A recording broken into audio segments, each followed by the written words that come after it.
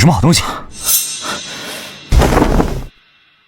ကောင်လေးကသူ့တငယ်ချင်းနဲ့အတူညဘက်ကြီးပင်လယ်ထဲကိုငါဖမ်းထွက်လာခဲ့ကြတယ်။မောင်မောင်မဲမဲထဲမှာကောင်လေးကငကားလေးကိုထုတ်ပြီးရေထဲမှာဘာတွေရှိမလဲဆိုတာကိုအစွမ်းနဲ့ကြည့်ခိုင်းလိုက်တာပေါ့။အဲ့ဒီအချိန်မှာပဲရေအောက်မှာကနန်းတွေအများကြီးရှိနေတာကိုတွေးလိုက်ရလို့သူ့တငယ်ချင်းကိုအားရပါရဖမ်းခိုင်းလိုက်တယ်။ဒါတင်မကသေးပဲဈေးအရန်ကြီးတဲ့ရှားပါခရီးတွေကိုပါထပ်တွေးလိုက်ရပြန်ရောခရီးတွေကလည်းအများကြီးဆိုတော့ထက်เสียမလောက်တာနဲ့သူ့တငယ်ချင်းကိုအိမ်ပြန်လှုပ်ပြီးသူ့အမကိုတွားခေါ်ခိုင်းတာထက်เสียကဒီပါယူခဲ့ဖို့ခိုင်းလိုက်တော့တယ်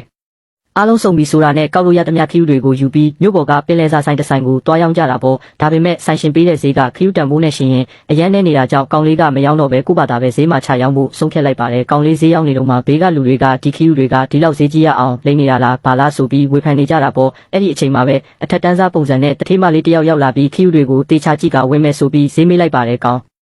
လေးပြောတဲ့ဈေးကတော်တော်လေးမြင့်ပေမဲ့တထေးမလေးကတခုမှမငင်းပဲအဲ့ဒီဈေးတိုင်းဝယ်မယ်လို့ပြောလိုက်တဲ့အခါဘေးကကောင်လေးတငယ်ချင်းအောင်အံ့ဩသွားရတယ်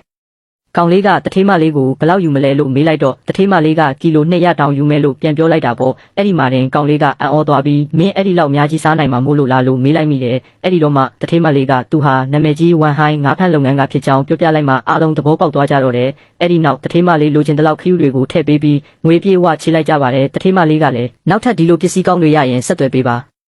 ဆိုပြီးသူ့ရဲ့လိပ်စာကတ်ကိုပေးကထွက်သွားပါတော့တယ်